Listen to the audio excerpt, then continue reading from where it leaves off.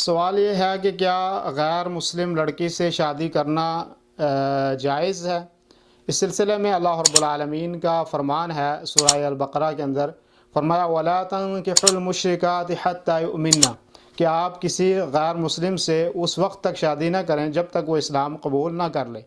تو اگر وہ اپنی مرضی سے اسلام قبول کر لے اور اس کے بعد آپ شادی کا پیغام بھیجتے ہیں تو کوئی مشکل نہیں ہے، آپ اس کے ساتھ شادی کر سکتے ہیں۔ لیکن صرف اور صرف کسی لڑکی کو مجبور کرنا اور مجبور کر کے پھر اس کو جو ہے وہ نکاح کرنا یا شادی کرنا اور پھر اس کے بعد جو ہے